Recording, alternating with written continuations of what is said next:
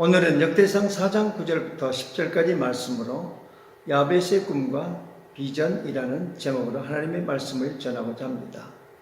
여호수아에게 가나안은 꿈의 땅이었습니다.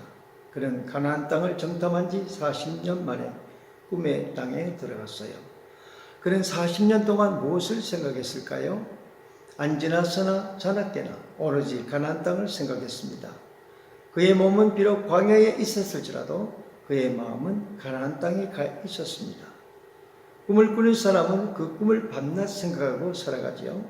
그의 꿈이 그 사람을 만들어요. 꿈은 평범한 사람을 비범한 사람으로 만듭니다. 요셉과 그의 11명의 형제를 보세요. 요셉은 형들보다 특별히 잘난 것이 없습니다. 그러나 한 가지 차이가 있었어요. 요셉은 꿈을 가졌으나 그의 형들은 꿈이 없었습니다. 꿈이 없다는 것은 되는 대로 그럭저럭 살아간다는 의미죠. 다윗과 그의 형제를 보십시오. 어느 날 사무엘 선지자가 와서 형제 중에 막내인 다윗의 머리에 기름을 부었습니다. 이것은 왕으로 예선되었다는 의식입니다. 그때부터 다윗은 왕의 꿈을 꾸기 시작했어요. 그는 자기 자신의 미래에 전개될 운명을 바라보았습니다. 그는 수많은 고난과 위기를 당했지만 왕의 비전을 가졌으므로 이 모든 난관을 헤쳐나갈 수 있었어요. 그의 비전이 다윗과 다른 형제들 사이에 차이를 만들었습니다. 예수님의 제자들을 보십시오. 그들은 모두가 다 평범한 사람들이었어요. 몇 사람만 제외하고는 거의 다 어부들이었어요. 한 번도 어촌 마을 고향을 떠난 적이 없었습니다. 그런 사람들이 어떻게 세계 역사와 문화를 바꾼 위대한 인물이 되었을까요? 그들은 예수님을 만났고 예수님의 주신 비전을 받아들였기 때문입니다. 나는 산골 목회자 가정에서 태어났습니다. 내 부모는 학비를 대줄 능력이 없었어요. 그러나 나는 평범하게 살고 싶지 않았습니다. 학교에 다니지는 못했지만 나의 미래가 어떻게 펼쳐질지 궁금했습니다. 당시 나는 무엇이 되겠다는 구체적인 목표는 없었어요. 그날 부모님을 돕고 책을 읽고 도각하며 새벽 기도에 충실히 나갔습니다. 나는 새벽 4시 30분에 새벽 기도에 초종을 치고 5시에 재종을 쳤습니다. 그리고 집에서는 또 가정 예배를 드리고 먼 산으로 나무하러 다녔습니다. 나는 산골 교회의 종직이었고 나무꾼이었습니다. 나는 14살부터 5년 동안 하나님과 독대하며 살았습니다. 하나님께 늘 드렸던 말씀은 이러했어요.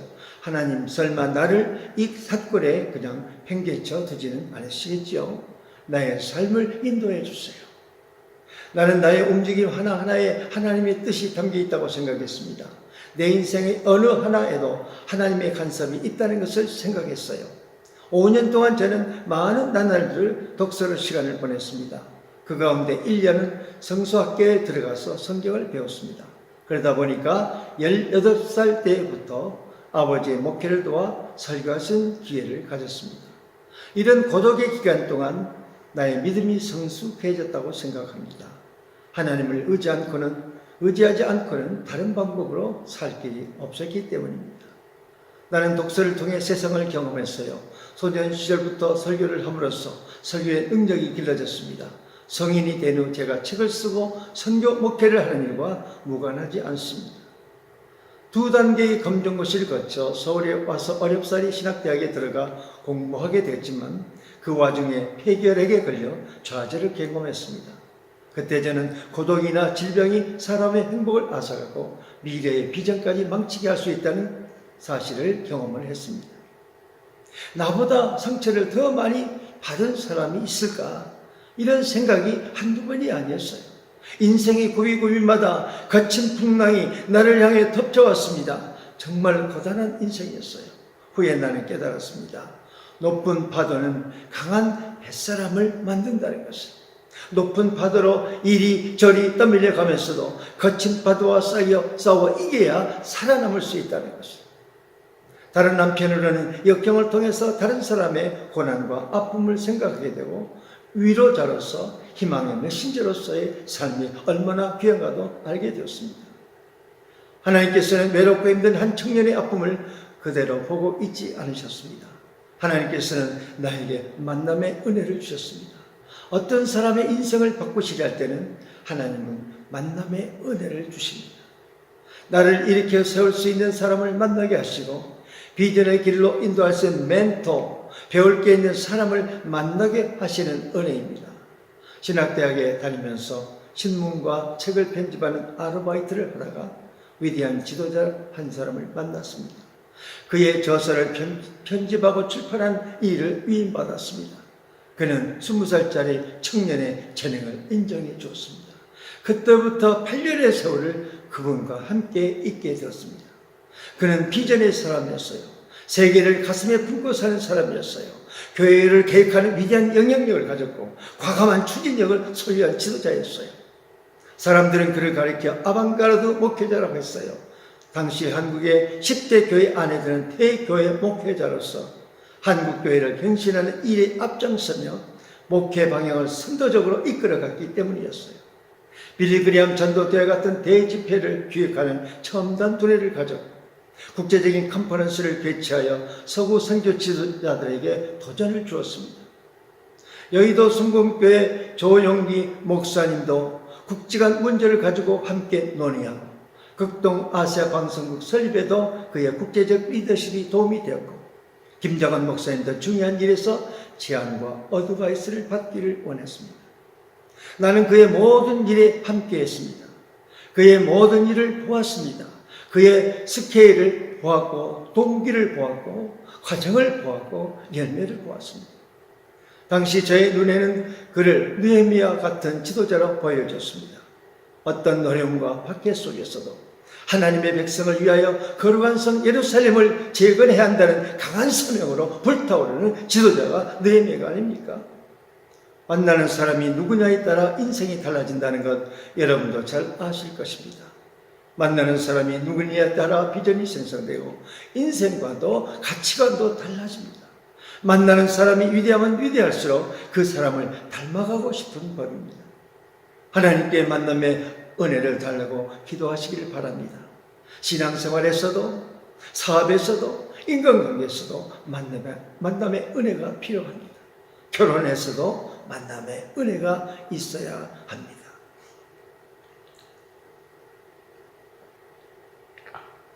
스무 살 때 세상에 태어나서 처음으로 비전이라는 말을 그에게서 들었습니다. 비전이라는 말이 나의 가슴에 박혀 환희와 흥분으로 불이 날 지경이었어요. 비전은 미래를 보는 것이며 비전을 가진 사람은 앞서 나가는 사람이라고 생각했기 때문입니다.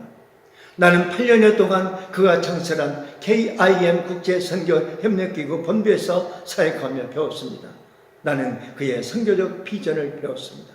그는 러시아 선교사로 일하는 오늘날까지, 제가 러시아 선교사로 일하는 오늘까지 나에게 영감을 주고 있습니다. 그는 지난달 6월 19일에 올해 후신 6살로 소천하신 한국 선교의 별이라고 부르는 조동진 박사입니다. 무엇이 그를 위대한 삶이 되게 했을까요? 그가 품은 비전 때문이었습니다. 비전은 사람을 바꿉니다. 출신이 낮은 비참한 사람도 차원 높은 인생을 살게 만들어줍니다. 실패하고 인생에서 낙오된 사람도 일으켜 세워주는 것이 비전입니다. 오늘 본문에 나오는 야베스가 바로 그런 사람입니다. 그의 어머니는 그를 고통 속에서 출산했어요. 그래서 수고, 고통이란 뜻을 가진 야베스라고 이름을 지었습니다. 역대상 4장 9절에 야베스는 그 형제보다 존귀한 자라. 그 어미가 이름하여 야베스라 하였으니 이는 내가 수고로이 낳았다 함이었더라. 평범하게 태어난 사람 야베스, 고통 가운데서 태어난 야베스가 비비한 인물이 된 이유가 무엇일까요? 그가 가진 비전 때문입니다. 그는 어떤 비전을 가졌기에 존귀한 인물이 되었을까요? 오늘 하나님께 드린 그의 기도를 통해서 그의 비전을 볼 수 있습니다. 야베스는 하나님께 복을 구했어요. 그는 하나님은 복을 주시는 분이라는 것을 알고 있었어요. 사실 하나님이 주시는 복 안에는 영적으로, 육적으로 모든 좋은 것들이 다 포함되어 있습니다. 야베스는 단순히 복을 달라고 기도하지 않았어요. 그는 구체적으로 복의 내용을 하나님께 아뢰었습니다. 그는 하나님께 기도하기를 자기의 지역을 확장해달라고 했습니다.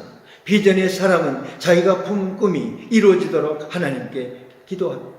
그런데 그의 중심적인 비전이 지역 확장이었어요. 자기의 영역을 넓혀달라고 기도하는 거예요. 그의 삶은 고통이었고 그를 둘러싸고 있는 환경이 열악했지만 그의 비전은 참으로 위대했습니다. 야베스는 비전을 성취하기 위해서 무엇이 필요한가를 알았습니다. 하나님께 무엇을 어떻게 간구해야 할지 알고 있었어요. 지역을 넓혀달라는 것은 단순히 땅을 넓힌다는 의미가 아닙니다. 사업 확장, 영향력의 확장, 리더십의 확장, 지식과 지혜의 확장 등 다양한 뜻을 가지고 있습니다. 그러면 야베스는 그의 비전을 어떻게 이루었을까요?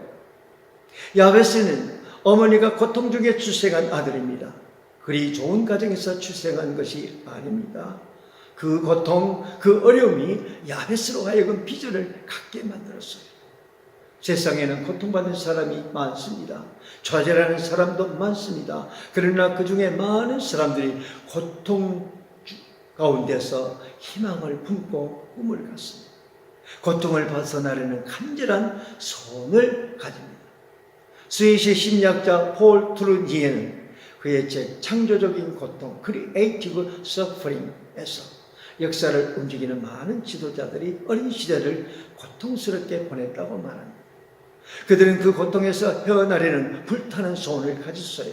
그래서 그 고통을 창조적 고통이라고 부릅니다. 그 책에는 고아들이 세계를 이끌고 있다는 장이 있습니다. 세계사에 영향을 미치는 사람들 300명을 조사해 보았다고 합니다. 놀랍게도 그들 대부분이 고아 출신이었다는 사실을 발견했어요. 알렉산더, 줄리어스 시저, 로베스피에르, 조지 워싱턴, 나폴레옹, 빅토리아 여왕, 골다 메이어 수상, 이들은 모두 고아 출신이거나 아니면 어릴 때 심각한 박탈감을 느꼈던 정서적 고아 출신들이었습니다. 저자 폴 트루니에 역시 고아 출신이었어요. 트루니에는 그 책에서 말하기를 고통 자체는 결코 유익하지 않다. 우리는 언제나 그것에 직면하여 싸워 이겨야 한다. 중요한 것은 고통에 직면할 때 내가 어떻게 반응하느냐는 것이다. 고통에 대해서 부정적 반응을 보이면 그는 인격 파탄자이다. 그러나 고통에 대해 긍정적이며 창조적인 반응을 보이게 되면 그 고통 때문에 자기 인격이 개발된다. 이렇게 말했습니다. 모세 역시 어릴 때 바로의 궁전에서 고아처럼 자란 인물입니다. 성인이 되어서 그는 자신의 민족이 이집트의 노예가 된 상태를 부모 없는 고아의 신세로 보았습니다. 그는 자신을 돌아보며 고통하고 민족을 바라보며 고통했습니다. 자신의 고통의 문제는 물론 민족의 고통을 사람의 힘과 의지로 해결해 버리다가 그는 결국 이집트의 프린스의 자리에서 망명자의 신세로 전락하고 맙니다. 결국 그는 고통과 고독 가운데서 하나님을 만난 후 이스라엘 자손을 에집트에서 구원해내고 가나안의 민족 국가를 건설하고 그 민족으로부터 구원자 메시아를 보내려는 하나님의 비전에 동참하게 되었습니다. 사랑하는 여러분, 고통을 잘 다스리면 축복이 됩니다. 왜 그렇습니까? 고통을 통해서 하나님을 찾게 되기 때문입니다. 그가 어떻게 성취하는 사람이 될 수 있었습니까? 하나님의 비전을 품었기 때문입니다. 무슨 비전을 품을까 고심할 필요는 없습니다. 하나님을 인격적으로 만나면 성령께서 인도해 주십니다. 만남의 은혜를 받은 사람은 만나는 사람의 성품을 닮아가요. 그리고 그의 비전을 나의 비전을 삼습니다. 그래서 누구를 만나느냐가 중요한 것입니다. 성경에 보면 비전을 가지고 하나님의 뜻을 이룬 사람들은 모두 하나님을 만난 사람들이었습니다. 하나님을 만날 때 우리는 하나님의 꿈의 스케일을 봅니다. 우리가 하나님을 아는 만큼 그가 가진 위대한 비전을 소유하게 돼요. 그러므로 하나님을 알아가기 위해 힘써야 합니다. 크신 하나님을 경험하기에 힘써야 합니다. 어떻게요? 말씀을 들어야 합니다. 말씀 속에 담겨진 약속이 무엇인지 알아야 하고 약속을 믿는 자가 되어야 합니다. 말씀을 들은 사람은 하나님의 순종하게 되어 있어요. 순종 가운데서 하나님이 제일 기뻐하시는 것은 예배입니다. 예배 안에 기도가 있고 찬송이 있고 헌신이 있어요. 이것은 성도의 기본입니다. 기본이 성실한 만큼 하나님께서 사명을 주십니다. 그 사명이 바로 비전이 되는 것입니다. 우리는 아브라함을 믿음의 조상이라고, 모든 민족의 아버지라고 부릅니다. 그렇게 위대한 인물도 처음에는 비전이 형편이 없었어요. 그러나 하나님을 만날수록 그의 비전이 점진적으로 커져갔습니다. 창세기 13장에 보면 아브라함은 그의 조카 롯을 데리고 언덕으로 올라갑니다. 한편에 보이는 요단 땅은 광활하고 기름지고 마치 에덴 동산과 같았습니다. 그러나 그 좋은 땅을 아브라함은 조카에게 양보합니다. 큰 비전을 가진 아브라함은 그만한 땅들이 마음에 차지 않았어요. 그의 가슴 속에 품은 비전은 그 땅보다 더욱 광대했기 때문입니다. 하나님의 비전을 가진 사람은 벌써 스케일이 달라요. 비전을 품은 사람은 세상에 작고 하찮은 일에 마음 두지 않습니다. 위대한 비전을 품은 사람은 당장 눈앞에 보이는 쾌락과 조그만 유익을 탐하지 않습니다. 그의 마음은 창조적 비전으로 가득 차 있어서 그런 저급한 생각들이 들어올 자리가 없어요. 조그만 것에 탐하고 연연하면 소인이 되고 맙니다. 대인이 되십시오. 왜 대인입니까? 비전이 크기 때문입니다. 하나님은 아브라함의 크고 광대한 마음을 헤아리고 계셨어요. 아브라함은 위대한 하나님을 만난 후에 그의 작은 열망들은 어느새 사라지고 하나님의 위대함을 닮아가기 시작합니다. 이때 하나님은 아주 감동하셨어요. 하나님은 아브라함을 데리고 높은 산으로 올라가서 말씀합니다. 아브라함, 동서남북을 바라보아라. 저 광활한 땅이 보이느냐? 네 눈에 보이는 모든 것을 내가 너와 너의 자손에게 주리라. 하나님이 축복하실 때 먼저 땅을 주십니다. 오늘 본문에 비춰 말한다면 땅은 지역이지요. 여러분은 아브라함처럼 하나님을 감동시키고 싶지 않습니까? 그렇다면 큰 비전을 품기를 바랍니다. 하나님의 이름과 영광을 드러낼 위대한 비전을 품기를 바랍니다. 그리고 하나님과 함께 그 비전을 성취하시기를 바랍니다. 비전이란 보는 것입니다. 믿음으로 보는 것입니다. 하나님의 눈으로 보는 것입니다. 현실을 보는 것이 아니라 미래를 보는 것입니다. 미래에 이루어질 가능성을 보는 것입니다. 지역 확장의 비전을 품기 위해서는 생각을 바꿔야 합니다. 세상은 넓다, 새롭게 발견할 것이 엄청나다, 아직도 개발되지 못한 것은 한 적이 없다, 이렇게 생각하기 바랍니다. 다른 사람이 이미 차지했으니 내가 차지할 땅이 없다고 말하는 사람이 있습니다. 다른 사람이 작품의 소재를 다 써버렸으니 내가 새로 쓸 시가 없다고 말하는 사람이 있습니다. 그런 사람은 꽃밭에 꽃을 더 심을 공간이 없다고 말하는 것과 같습니다. 하늘에 더 이상 빛을 비출 별이 없다고 말하는 것과 같습니다. 여러분을 위하여 아직도 미지의 땅들이 있습니다. 여러분을 위하여 새로운 세계, 새로운 분야가 기다리고 있습니다. 새로운 가능성에 눈을 뜨시기 바랍니다. 결코 현실에 안주하지 마세요. 이것이 여러분의 인생에서 가장 위험한 장애물입니다. 미래를 향한 문이 여러분을 위하여 열릴 준비를 하고 있습니다. 기도하며 하나님의 때를 기다리십시오.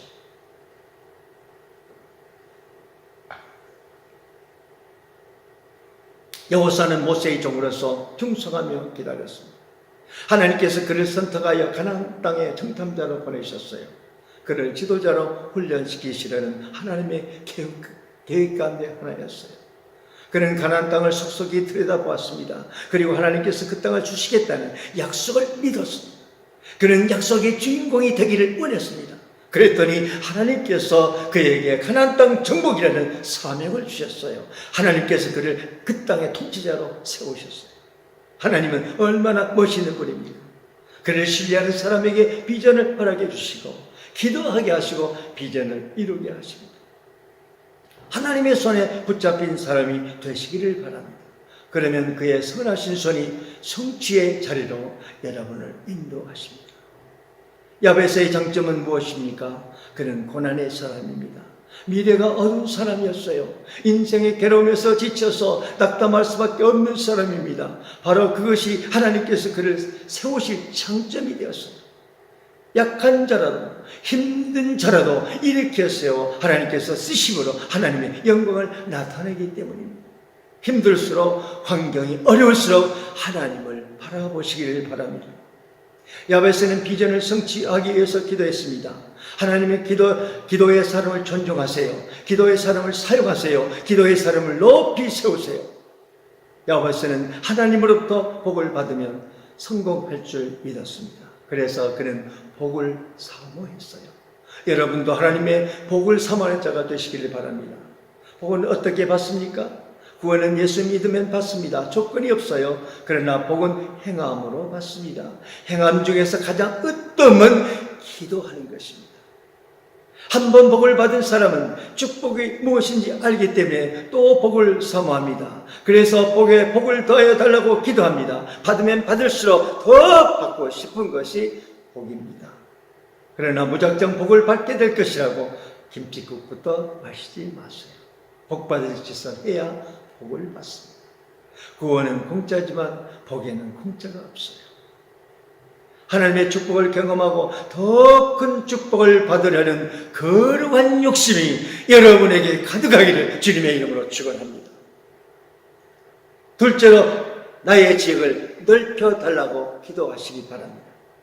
야베스는 본문 10절에서 주께서 내게 복을 주시려거든 나의 지역을 넓혀 주옵소서 기도하고, 또한 주의 손이 나를 도우시고 환난에서 벗어나 내게 근심이 없게 하옵소서 라고 기도했습니다. 10절 마지막 절은 하나님이 그가 구하는 것을 허락하였더라. 기도하면 들어주시는 하나님이십니다. 야베스의 기도를 배우시기 바랍니다. 이스라엘 왕 중에서 지역을 가장 높게 확장했던 왕은 다윗입니다.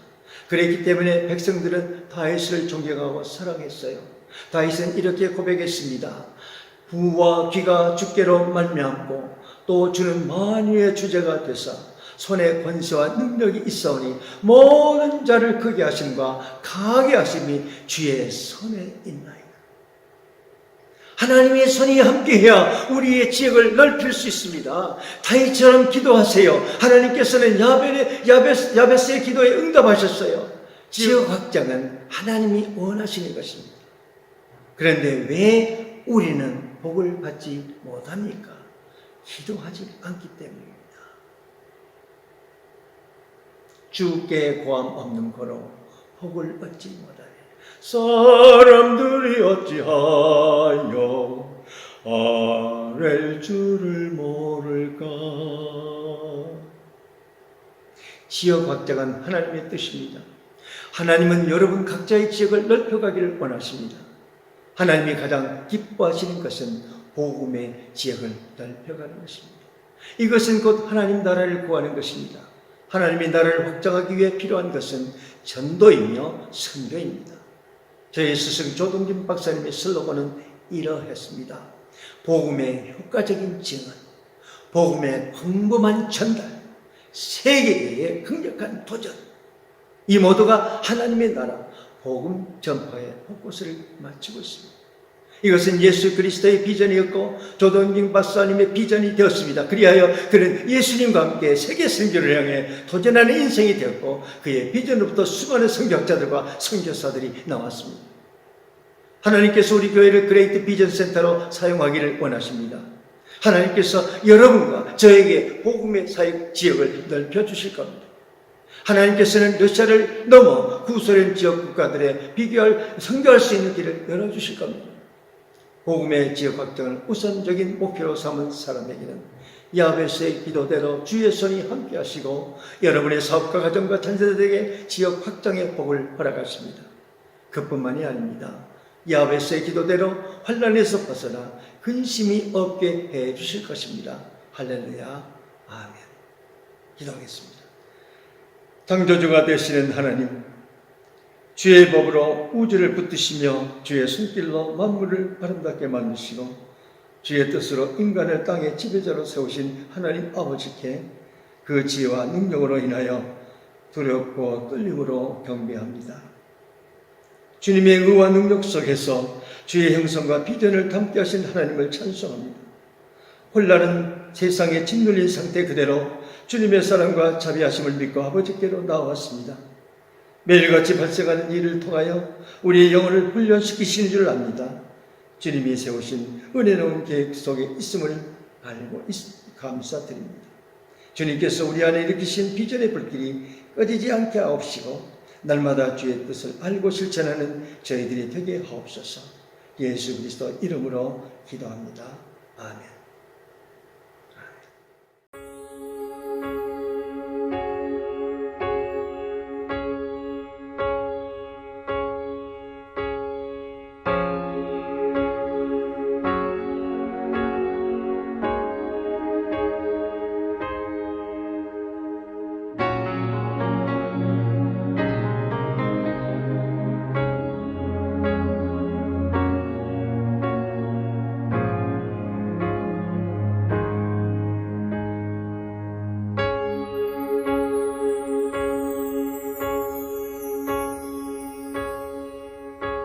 나 지치고 나 영혼 연약할 때 근심 속에 내 마음 무거워 주 오셔서 함께 하실 때까지 나 잠잠히 주님을 기다려 날 세우사 저 산의 우뚝서리 날 세우사 풍랑 가운데도 함께 하시 나가나게 날 세우사 모든 것 할 수 있네